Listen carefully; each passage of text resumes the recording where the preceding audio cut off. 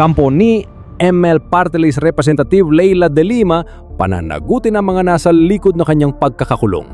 Kinumpirma ni Atty. Deo De Leon, legal counsel ni Representative Leila de Lima, na nakatakda sila magsampa ng lawful prosecution case laban sa mga nasa likod na kanyang pagkakakulong.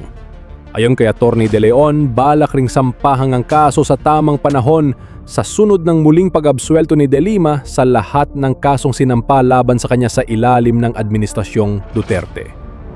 Una nang sinabi ni De Lima na patuloy silang manindigan para sa hustisya, reforma at kapakanan ng mga nasa laylayan. Kamakailan, muling ipinagtibay ng Muntinlupa Regional Trial Court Branch 204 ang hatol ng pagkakabsuelto kay De Lima sa huling kasong may kaugnayan sa illegal na droga. Rowena Guanzon, pinag-a-apply na bilang ombudsman. Pabor ba kayo dito? Naku, marami pong gusto na siya ang papalit doon sa magretiro. Dahil naman, qualified na qualified daw siya. Ngayon nga lang, qualified nga siya. Ang tanong, siya ba yung pipiliin ni Junior? Kasi bandang huli, si Junior pa rin ang pipili. Ang mahirap dito, baka yung isa ang pipiliin na may kaso sa ombudsman, nag-apply, or mag-apply daw, tapos siya yung pipiliin. Alam ka diha. Ito po, marami pong nananawagan na si Rowena Guanzon ay mag-apply na. Pero dito, sa post po niya, sabi niya sa post niya, huwag niyo akong pinag-a-apply ng ombudsman. Dahil kung ibigay nila sa akin yan, para silang kumuha ng bato na ipukpok sa ulo nila, edi lahat sila nakasuhan. Pero dito, sa comment po niya, sa comment section, pag-apply nyo ako tapos si BBM mamimili, ay malabo sa sabaw ng pusit yan. So na si Rowena Guanzon yung piliin niya. Baka ito ang pipiliin ni Junior. Mag-apply. Mag-apply pa lang ako. So I'm submitting my application by Friday, before Friday. bakit sir? Wala. I think that I have a lot to offer there. Ganun din. Sorry, pero hindi ko may feel kung complaint sa inyo si sir. Okay lang yun. The JBC can always evaluate on that. Diba?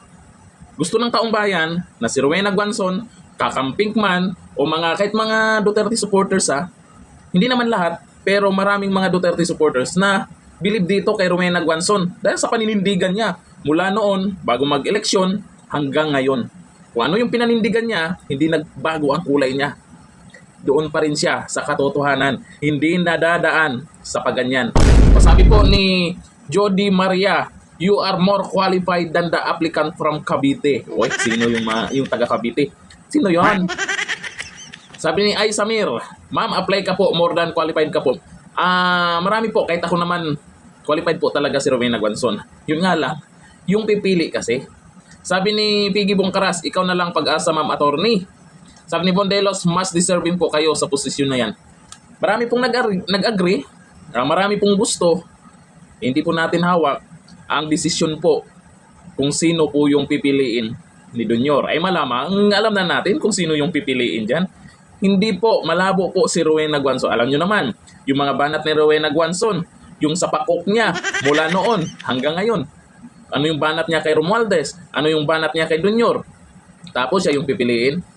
Malabo po. Pero itong si Rowena Guanzon, tuloy-tuloy pa rin yan sa pinaglalaban niya.